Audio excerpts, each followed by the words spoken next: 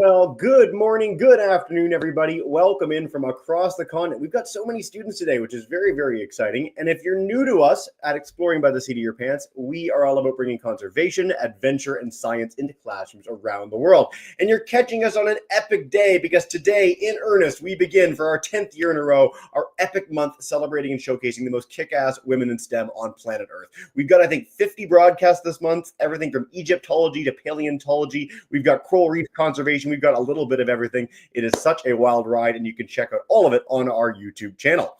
I'm also really excited because we're diving into the speaker we've had on before. She's really fantastic, and she's going to talk to us today about a topic that seems to be insatiably interesting to all of you students around the world, which is Arctic exploration. So Eugenie Jacobsen is in Newfoundland with me here in our frozen island off the east coast of Canada. As I was saying to our students beforehand, I had to clean 3 feet off of snow off my roof. So I'm really glad to be back inside to do a little bit of a virtual tour with all of you. I want to highlight too, edmontonscience.org. We're going to be doing a bevy of broadcasts with them over the months to come. So lots of cool stuff to go if you're keen on more Arctic exploration. But without further ado, Eugenie, thank you so much for joining us today, and welcome to the broadcast again. How you doing? I'm good. Thank you. I'm so excited to be here. It is so exciting to get to feature this. You've got one of the biggest, we were talking before the broadcast, one of the biggest slide decks ever because you've got so much to share about your many expeditions up to Canada's north. So I'm going to zip it, turn it over to you, and I can't wait. Take us away. Okay. Let me just pull up my slides. Beautiful. Wants to work. Thinking about it. There you go. Hang on. Okay. We're waiting. We're good. We're set.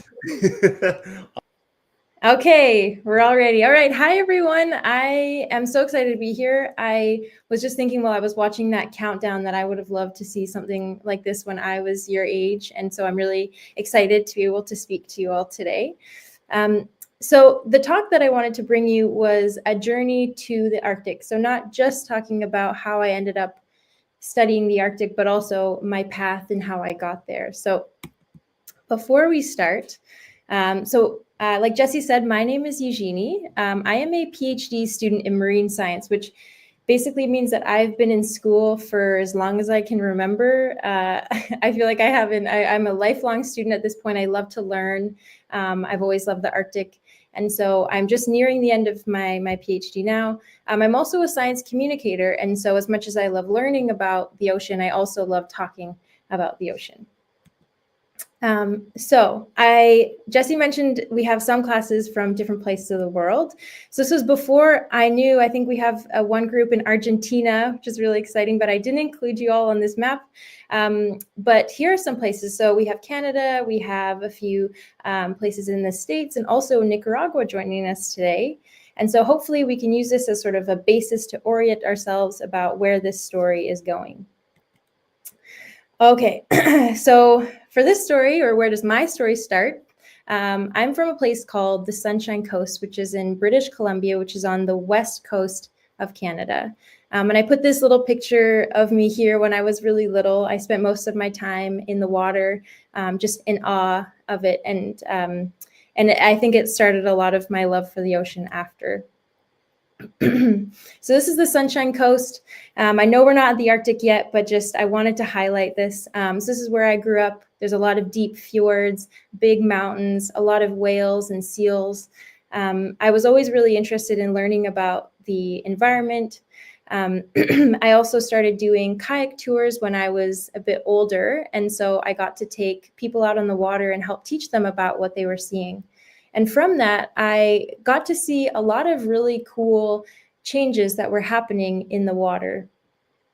And one of those changes was with these. I don't know if anyone wants to put in the chat what they think these jellyfish might be, and we can check later. But these jellyfish really started my passion for the ocean.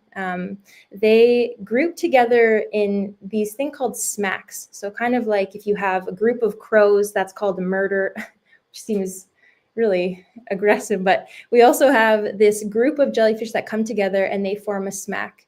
And that helps with their reproduction. And so one of the things that I started to notice on the West Coast is that we were getting a lot more of these jellyfish smacks that were popping up in different places.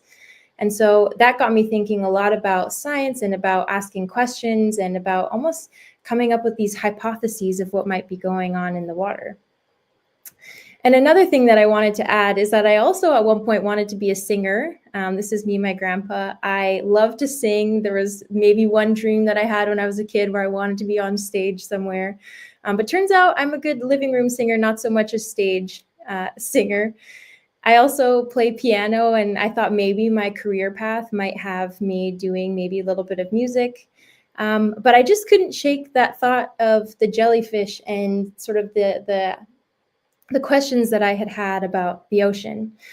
And so from there, and I'm going to breeze through this quickly, and we're going to get to the Arctic here in a minute. I studied oceanography and biology, and specifically, I looked at sort of big things that were happening in the water. So this is again on the West Coast near Vancouver, and you can see that there's all these different changes of the water composition, like that the changes in color is what I'm trying to say. It's almost that weird turquoise color. And so my first research project when I was coming out of high school was about this very thing, and why are we seeing these changes? Just like I had thought about the jellyfish before, why are we seeing changes happening in the water, and what is causing that difference in color? And could there be maybe some threats on the marine mammals like seals and whales? So this was the start of my love for working on research vessels. This is probably one of the coolest vessels that I will ever work on, and that's including the one that we're going to talk about later. It is a hovercraft, and it can go both on land and on water. And using the hovercraft, we were able to go out and collect water samples of the water that was that turquoise color. And then we were able to use a microscope and actually look and find that the culprit of all of this was actually this really milky, almost like a chalk consistency plankton called a coccolithophore. And so that was very exciting because the process of having questions and then going out and testing it and coming back and saying, okay, well, that might be what's causing all of this coloration change was really a jumping board for me. But I wasn't done there. And so that was located in Vancouver. So again, on the West Coast. But I thought, okay, if I'm seeing these patterns that are happening with plankton, could I maybe see these patterns happening with fish or bigger jellyfish? And I also do love the cold, and I've always been fascinated by ice and polar regions like the Arctic and Antarctica. And I was wondering, if we're seeing these changes happening down south, are there other places like the Arctic that seem to be so untouched because we don't go there very often? Would those places then be affected? So, and this is where Jesse and I are. We are in Newfoundland, although I'm in St. John's, which is the town that's on the east side of this island of Newfoundland. And St. John's is really close to the Arctic. And so that's why we end up getting a lot of this snow, not so much in this picture. So we are the most easterly city in North America, actually. And then actually in one year, this is just a fun fact I put in 2020, we were in lockdown before the actual pandemic because of a lot of snow that we ended up getting, and the whole town was in a state of emergency. So we do have a lot of Arctic influence. And so when I moved here, and I want to bring this picture back, I started my master's at Memorial University in Newfoundland. And I had a project where I could study fish, and that is not a tongue in the fish's mouth. That is actually another fish. Sometimes when we collect the fish, they end up eating the other ones, and it's a bit of a problem, actually. So that was the project, was about studying fish, and specifically, it included a project where I could go north and finally go up to the Arctic that I had once dreamed about when I was thinking about jellyfish and plankton. And so now I was studying fish and the Arctic. And so it was sort of it's been a dream come true, and that's what I've been working on ever since. All right, so the Arctic. The Arctic is one of those places where some people, we don't go there, like I was saying, and some people maybe don't know exactly where it is. But essentially, it sits right on top of Canada and parts of Greenland, and also it goes all the way around sort of that circumpolar circle, which we're going to look at in a second. But here is the Arctic Ocean. But to get a better view of it, okay, that's a bit maybe too zoomed out. So we're going to zoom back in to planet Earth. Okay, that's a bit better.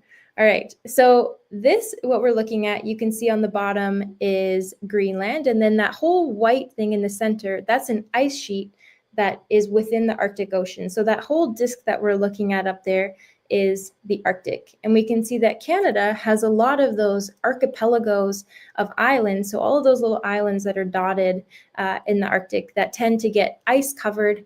And so getting up to the Arctic is a bit challenging, which is why we need to use a vessel like the Amundsen, the icebreaker that I'm going to talk about. So there you go. That is where, generally speaking, the Arctic Ocean is. Okay, and why do we choose to study the Arctic? Well, first of all, because it's cool and it's awesome, and there's no place that quite feels as pristine, maybe Antarctica, but it feels very pristine, very untouched, and in a lot of ways, it feels like it's out of the reach of climate change and a lot of the changes from humans that we're seeing down south, but also we're realizing that that's not really the case, and that the Arctic Ocean is actually experiencing the impacts of climate change 4 times faster than the rest of the world. And a big reason for that is because of sea ice.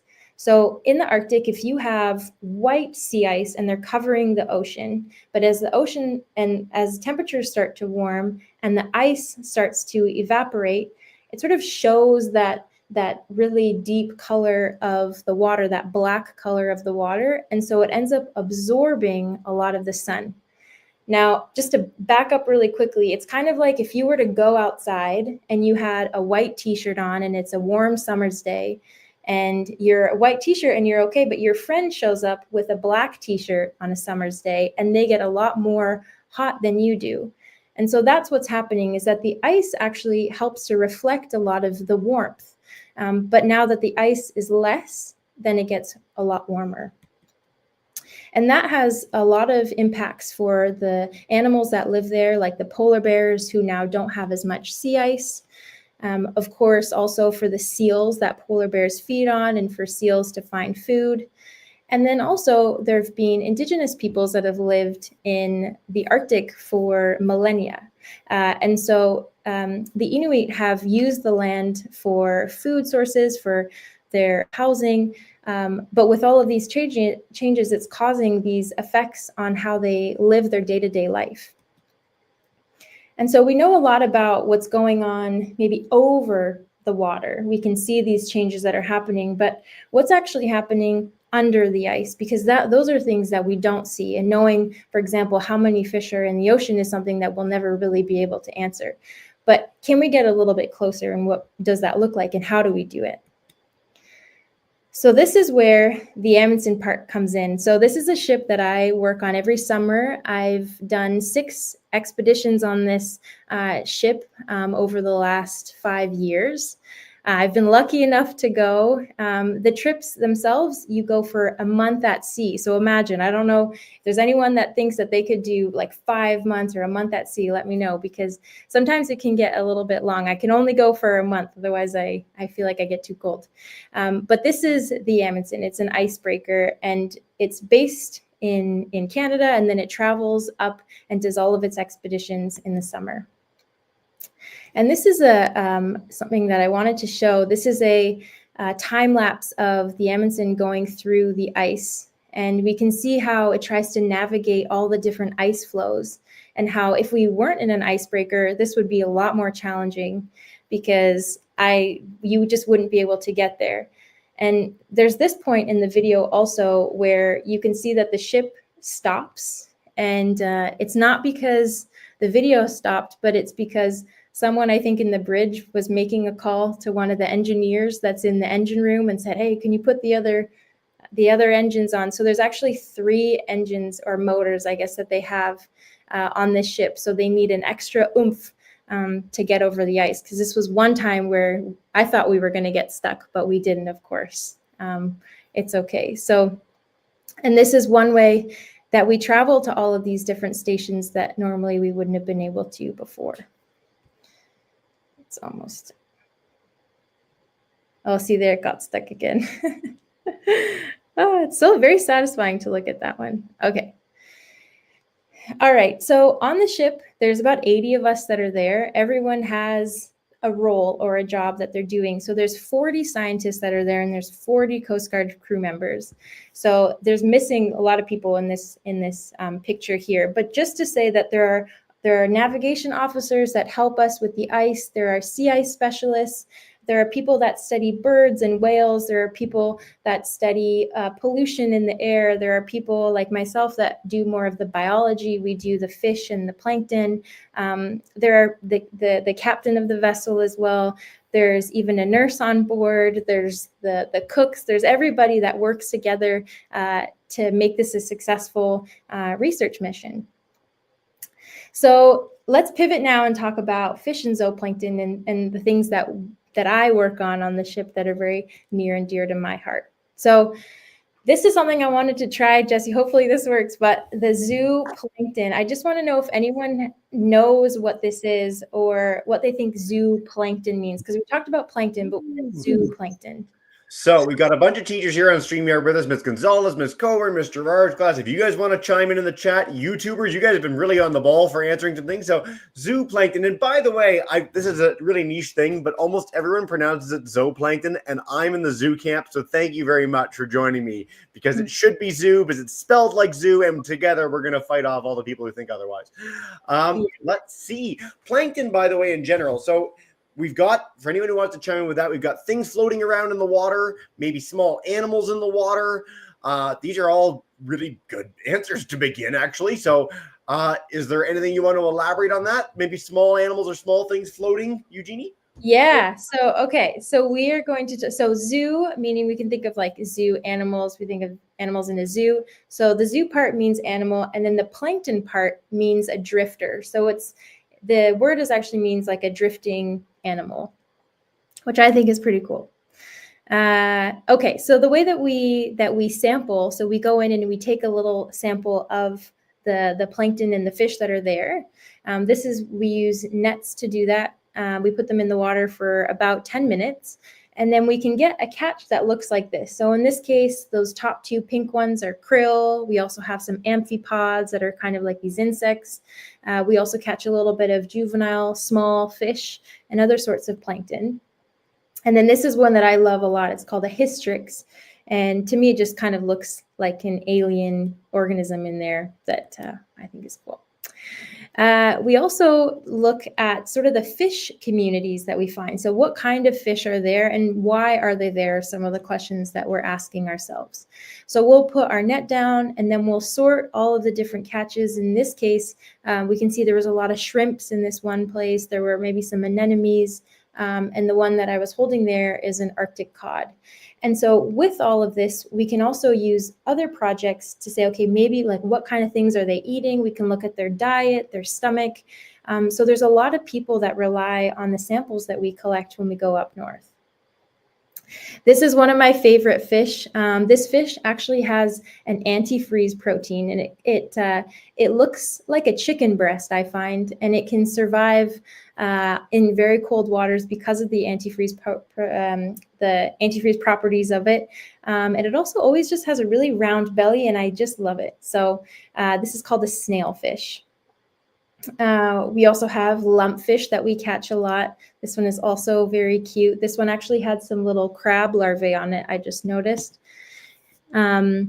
These lump suckers are also very cute. That one is maybe only like an inch. So all of these are fish that we've collected up north.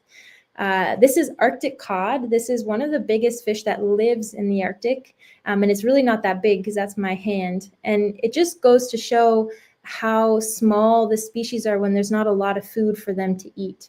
And so the Arctic is, again, really vulnerable because they've maximized how much they can eat to survive, sort of thing. So that is Arctic cod.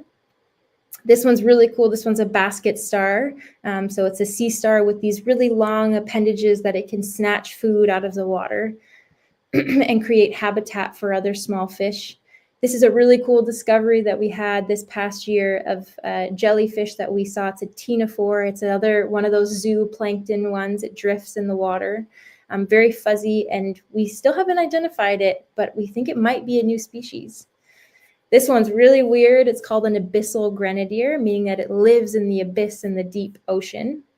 It also looks like a rat. It's also known as a rat tail. And then these two, which were found more down south as they're much bigger, but these are called eel pouts, which I also really liked. So what I wanted to say is that the Arctic is very colorful. And so when we look underneath the ice, these are some of the species that we could find. All right, now what about what's on the seafloor? And what are some ways that we find what's actually on the seafloor? So one of those, we use these things called baited cameras. So there's at the very top of that frame, there's a little camera, and then we set the camera out into the water and we leave it there for the whole day, and we come back and we look at the footage. And sometimes when we look at the footage, we can actually find things called Greenland sharks, which are these big, long sleeper sharks that can live for up to 500 years. So they move really, really slowly. And I wanted to show you just some of the ones that we've caught here. Wow, they're huge.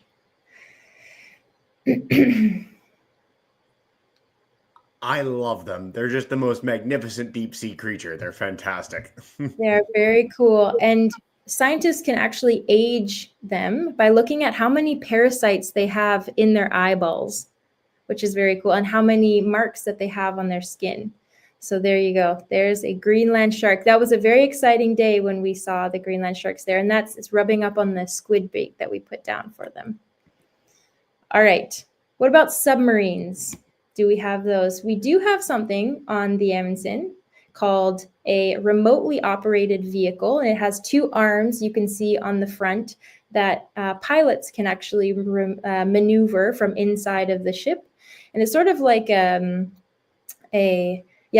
tool to go collect really specific samples. So what we have are a panel of scientists and 4 pilots that sit in a room with, I don't know, like 200 monitors. It seems like, no, not that many, but a lot of monitors. And they can sit there and say, we want this thing, this thing, this thing. And they go and collect it and come back and analyze it. These are just some images that I loved from the Amundsen. This is one image that when a benthic person, so someone that studies the seafloor, looks at this image, they might say, wow, look at all the corals and look at all of the sponges. Whereas I just see the 2 little fish in the corner, the little wolf eels in the cage. So everyone sees the things that sort of resonate with them. And I always love to think about that.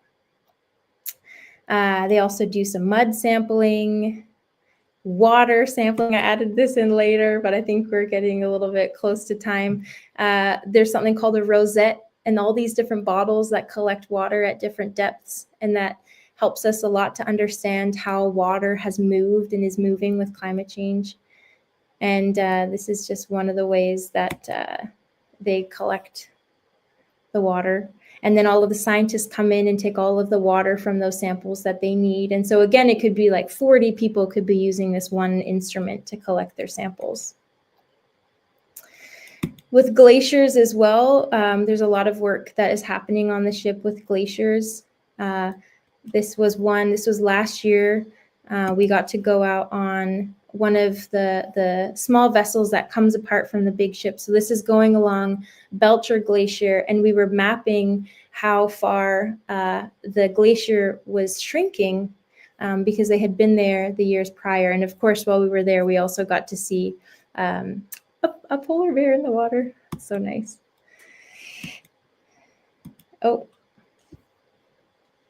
So what we're doing with all of this information is that we're putting all of the pieces together to create a story. So again, all of those 80 people are working together to better understand all of the threats that the Arctic is facing, who are the players in the game, and then ultimately we're trying to have a complete picture of what the Arctic looks like, and what are the ecosystems present. I don't think I'll have time to play this video. I hope it doesn't play. But what I wanted to say... You've got time, Eugenie. If you want to play the video, you're welcome to. It's a bit of a long video, but I just wanted to Okay. really say this last message. I just feel was really important. I was trying to think of the takeaways, and we've talked a lot about the Arctic, but the things that I really want to say was to be curious and to dream often and to be you. So I wanted to bring those 3 early pictures of little Eugenie back. Originally, I had a dream that I wanted to be a singer on a stage, and then now I feel like I am living my dream, doing something completely different. And a lot of that is attributed to following my curiosity and allowing my dream to change and trying a lot of new things and gaining a lot of skills, because you can be so creative in science as well. I don't do music every day now, but there's a lot of different ways that we can be creative. And it takes a lot when you think of new projects, for example, of how can we all work together. So with all of the talks, I think that will happen this month, and whether the classes will come back for those, I just want to encourage everybody to be curious and ask questions, and to always allow yourself to change your mind and change ideas. And so yeah, that's it. Should I go back and play the video? If you have some time, so if you'd like to play it, by all means, we'd be curious to see it, and then it'll give our classes time to get ready with some additional questions. So classes, put your thinking caps on. YouTubers, you can share them there, and if you want to share with us, we'd love to see it. Okay, so the video was a video that I had made last year it was just shared with the people that were on the ship. It was just like almost like a diary of all of us together, and to say thank you to the Coast Guard crew that had been with us. And also it shows some of the images that we got from the ROV, that submersible. So I'm just gonna play this.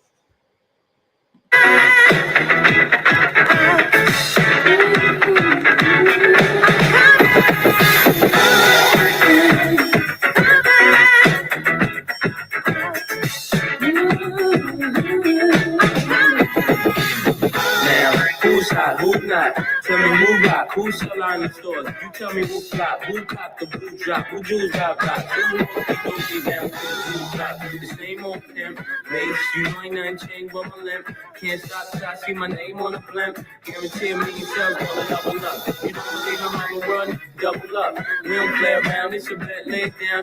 They didn't know me 91, but they know me now. I'm the young Harlem with the Goldie sound. Can't hold me, hold me down, cooler. School me to the game, now I know my duty. Stay humble, stay low, blow like Woody. True pimp, spin a dough on the booty. What they want from me is like the more money we come across, the more problems we see. I know what they want from me is like the more money we come across, the more problems we see.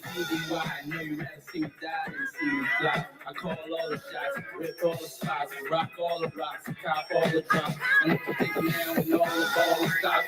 They never home, gotta call me in the yacht. 10 years from now, we'll still be on top. Yo, I thought I told you that we won't stop. Now, what you gonna do with a crew that got money much longer than yours? Get a team much stronger than yours. Violate me, this will be your day. We don't play, mess around. Be on your way, cause it ain't enough time here. Ain't enough time here for you to shine here. Deal with many women, but the treat down fair. And I'm bigger than the city like down in Times Square. I know what they want from me is like the more money we come across, the more problems we see. I know what they want from me is like the more money we come across, the more problems we see. B.I.G.P.O. P.P.A. No info for the DEA. Federal agents mad cause I'm flagrant. Tap myself and my phone in the basement. My T's supreme, stay clean. Triple B, miracle dream. I be that. Catch a seat at all events been. Send hostess, girls on shoulders. Playboy, I told you, be nice to me. Lose too much, I lose too much. Step on stage, the girls do too much. I guess it's cause the man do too much. He lose my touch, never that. If I did, ain't no problem to get the where the true players at. Throw your rollies in the sky, waving side to side, keep your hands high, like your girl in the eye. Play it please, lyrically, you can see B.I.G.B. flossing, jig on the cover of Fortune, 500. Phone number to man, I got the know, I got the dough, put the flow down, pizzazz, black and plus, like Zizak, dangerous, on Trizak, DJ West, Pizzazz. I know what they want from me is like the more money we come across, the more problems we see. I don't know what they want from me is like the more money we come across, the more problems we see. It's a riot. You highlighted in that video something that I want to impress upon all our students, and this is true of Arctic voyages, Antarctic, deep sea space, whatever. I think the assumption when I was a kid is that it would be a bunch of serious people of science, and it's actually a bunch of nerds in a perpetual dance party. That is basically all expedition work on Earth. So thank you for highlighting that. Oh, it's a riot. I'm going to start off with a question we got online, and we get this every time these are featured, and then we're going to head to our Notre Dame High School folks for our first question live. In the video, you have 2 green laser beams. What is the deal with the 2 green laser beams? Because I love highlighting this. Oh, that's a great question. So that helps us with scale. So those are 10 centimeters apart. So it allows us to see, okay, if that's 10 centimeters, then how long could this Greenland shark be? So it's to help us with scale. It's like if you go outside and you take a picture of a mountain, it's very hard to know how big something is. Or, oh, there's a caribou over there. What's the deal? And it's just such a fantastic little tool. I love it. It's so easy and something that you can add to pretty much any expedition underwater. So very neat. Thanks, Eugenie. If you want to come out of screen share too, so you can see us again, have a bit of a conversation, whatever your setup is, we're going to head to Mr. Gerard's class. Come on in and take us away with our first live question. Hey. Hi. I'm Sophie, and you can just ask questions. Oh, okay. My name is Sophie, and my question is, what were some of the keystone species you found in the Arctic? Ooh, cool question. Oh, that's a really good question. And I like that you use the word keystone species. So the one that I showed you that was in my hand, it had my blue glove on, that is one of the keystone species because Arctic cod is sort of like the powerhouse of the Arctic because everything seems like most of the animals eat it or rely on it in some way. So it actually has something that's called, a new term is called wasp waist, which basically means that it's sort of like this pinch point. And I guess, then that would be like, it's considered a keystone species because of that. So Arctic cod is very important in sort of with the shuttling energy in the Arctic. Yeah, fantastic. What a neat question. Thanks, Sophie. Miss Coburn's class, our Dalewood School. Come on in and take us away. Hey.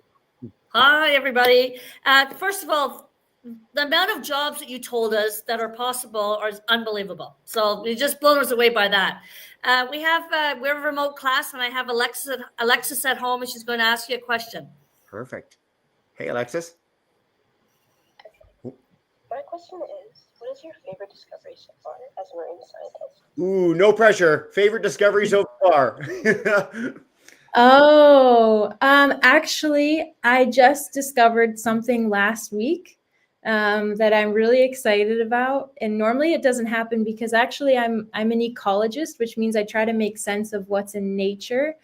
So we don't often do like these experiments and we don't have the chance to discover something. But for one of my projects of my PhD, I'm studying whether jellyfish are taking over the Arctic. And I maybe wanted to talk about that today, but I thought it might be a bit too much. And so I wanted to see if jellyfish were in the diets of fish. So whether fish were eating jellyfish. And I did that by using a lot of these genetics tools. And I actually found that jellyfish are being eaten by fish, which is really cool to me. And I'm really excited about it because it does mean that they're becoming a lot more present in the Arctic, and it can change sort of all of the energy from like the little guys all the way up into the big guys like the polar bears, and the little guys meaning the fish. So I'm really excited about that. Speaking of jellies, by the way, at the very beginning of your talk, you had a jelly thing and you asked a question about it. And I'm pretty sure our Newfoundland classroom got this right. It is a moon jellyfish, right? Yes, it is. Yes. Yeah. Very common in aquaria. So for our classes that might have ever had a chance to go to Ripley's Aquarium in Toronto, has tons of moon jellyfish. They're really, really common there. They're really special and beautiful species. So great job and cool question, guys. All right. That was the exact same question we had from our YouTube audience about your favorite discovery. So we're going to actually head back to Notre Dame High School. If you guys have another one for us, come on in. Hey. No rush. You're good. Take your time. Question here. My name's Bella, and I was wondering how the Greenland sharks are able to live for so long if there's very little nutrients or resources. Yes, great question, Bella. We've actually never had that one ever in our history, so do tell. Yeah, so Greenland sharks, I think there's a lot of debate about this because we really don't know that much about them. They're not commercially valuable, and anytime you have a species that doesn't have a lot of commercial importance, like with people eating them and things, they don't get that much studying. But what we do think is happening is that they reserve a lot of their energy, for one, because they're so slow moving, slow. They have really slow growth rates, so everything is very slow, kind of like you would have a sloth, like really not expending much energy. And the other thing is that they're scavengers, meaning that they eat what sort of settles onto the seafloor, and they're not aggressive. So they're almost like these passive feeders in a way, which sort of seems like it makes sense, because the same thing with whales that are baleen whales that feed off of krill and things. I mean, baleen whales are huge, and so it's sort of that same principle. They're just they just know what they're doing, I guess. Yeah, and really slow metabolism. I'm going to pass along some resources on some cool Greenland shark stuff. So, Bella, if you're keen, Natural World Facts is an amazing YouTube channel. Blue Planet 2's done some stuff on them, like they're really, really special creatures. But that is super cool. And you touched upon something which is kind of neat, and you and your answer as well. Like a lot of things in the very bottom of the ocean are huge. We've got giant crabs, we've got giant sharks, we've got really big marine invertebrates like isopods, like a woodlouse. And it's really, really interesting because most of the energy that comes down there comes from things that die and then fall to the bottom. So you end up with these weird big feeding frenzies on the seafloor, which is easily one of the coolest things in all of nature. So great. I think question. it's called, and in the Arctic and actually in Antarctica, they do have big species too, and in the deep sea, and it's like polar gigantism or something. Yeah, it's Something so like that. cool. Yeah. We've done whole programs on Antarctic creatures under the water and how giant they are, like sea crabs or sea spiders that are like 3 feet across, and it's just The colossal squid too, right? Yes, I know. Yeah. This is half the fun. All right, I'm going to take a quick one from our YouTube friends, and then we'll head back to our live groups. Eugenie, is there a favorite part of your job? Is there something that gets you up in the morning every day? No pressure again.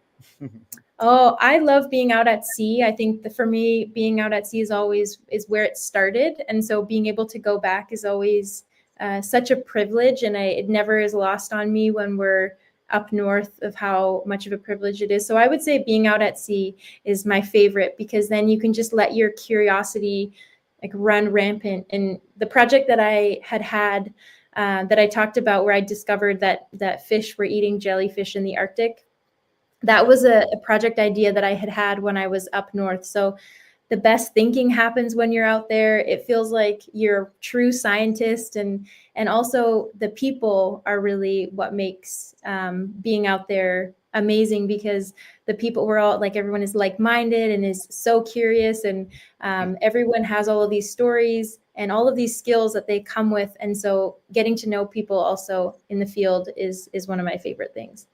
It's really interesting. No matter what type of person that we bring on the broadcast, everyone says field work, whether it's being on a ship or in East Africa or in Australia. Like, get out on an expedition at some point in your life. You don't need to do it for a career. If you get a one-off opportunity to do this as one of the roles that Eugenie has mentioned, it really does change your life and makes you think of the world in a different way. So check out AmazonScience.org if you're keen. Maybe there's some potential for some of our students in the not too distant future there, but lots of really, really cool opportunities, and I love that answer. We're going to take 3 more questions together because time flies and you're having fun. So Miss Gonzalez's class, welcome in. I know Miss Gonzalez herself couldn't come in today, so thanks for doing this as a sub. You guys rock. They want to know, what's the biggest thing you've seen underwater? And this could be with an ROV. This can be personally. What are some giant creatures of the deep? Or is it the Greenland shark? The Greenland shark would be the biggest one, I would say. I will preface this. I did go to Antarctica a few years ago to look for the colossal squid. So had I found the colossal squid, that would have been my answer.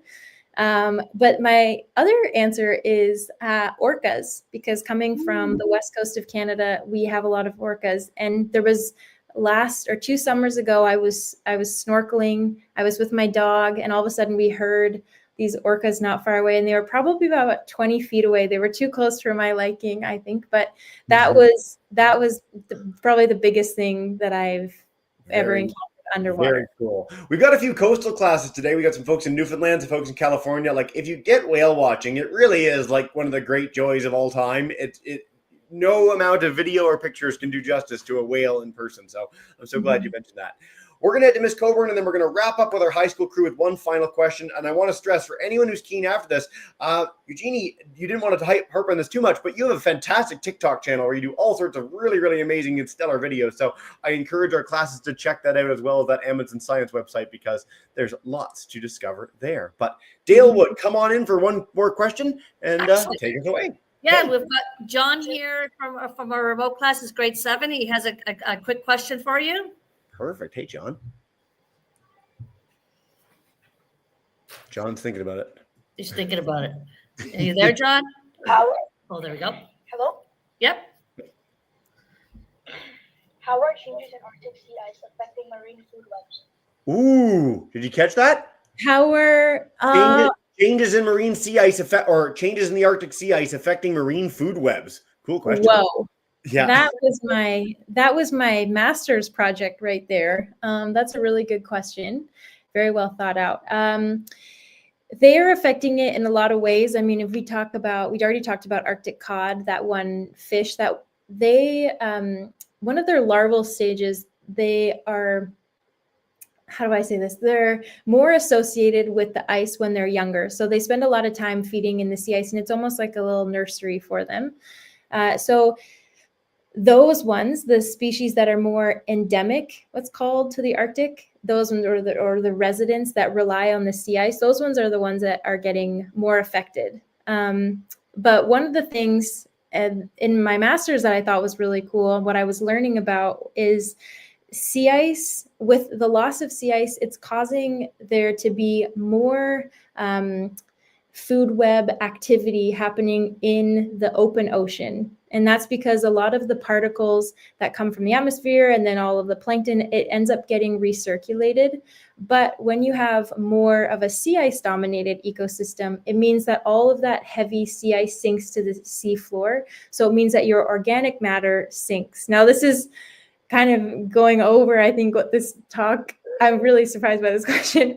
But basically, it just means that you have two very different ecosystems that are coming out of the loss of sea ice. So one, you have more what's called remineralization in your open ocean, versus now you have less dependencies on the benthic, which is your bottom. So there's a lot of changes that are happening to the energy. It just means that now more energy is recirculating, like I said, in the open ocean with the phytoplankton, as opposed to the heavier plankton at depths. Yeah. That was a hard one. That's a really good, quick answer for a very challenging question. So thank you, John. We're going to have to do a whole other broadcast on that just for you in the future. Yeah. But we're going to wrap up with one final question from our high school crew. Thank you guys so much, Mr. Gerard, and take us away to wrap us up. Yeah, so we had a question about Eugenie, since you said you've traveled and gotten to do this research over many years. Like, what are your biggest takeaways and what you've seen, especially with climate change happening in the Arctic? Amazing. Great question. One of my big takeaways is last year we traveled to 82 point something degrees north. So we traveled to, it's called the Lincoln Sea. It's above, it's the north of Greenland. And that was the first time that a Coast Guard vessel of that class in Canada had ever traveled that far. And it was the first time that the Amundsen had ever traveled that far. So we celebrated and we thought it was great, but there was also this underlying tone of it that felt kind of very ominous, because the only reason that we could get there was because there's been less sea ice, and so there's more of a passage. So I would say my biggest takeaway is that even in the last 4 years, I can see that there's less sea ice around. And even the fact that when I first started my graduate program, we couldn't get that far. And then now in the last few years, we've been able to travel to the Lincoln Sea, which the Lincoln Sea is really unique because it's the last place where there's this multi-year sea ice. And so it's the last place where there's sea ice that lives throughout entire years. So it could be like 3-year-old sea ice. So that was I would say that one was the big takeaway. And also the work that we do with the Indigenous communities and how it's tied in, everything that we do ties into their livelihood and their food security and their housing, and how we can better collaborate and really have them tell us of the research that they're interested in being part of. And so really taking that collaborative approach to all of our research. And so we work together to tackle some of these big issues. Thank you so much for that. And it's a great question. And it's one that, we don't even need to have people that are Arctic experts to come on and talk about the difference in climate change. Talk to your teachers, talk to your parents. Over the last 20 years, the weather is radically different around the world. And it sort of underscores why we're doing so much to try and combat that. And there's a lot of great work being done, even in places you might not expect. So I'm really glad we wrapped up with that. I want to stress again, AmazonScience.org, your spectacular TikTok channel. A huge thank you to all our classes joining us from Ontario, California, Newfoundland, Nicaragua, Argentina, and beyond today. So I'm going to bring in Miss Gerard, Miss Coburn. I know everyone's leaving right now, but that's okay. Have a wonderful day, everyone. We'll see y'all soon. Thank you so much, everyone.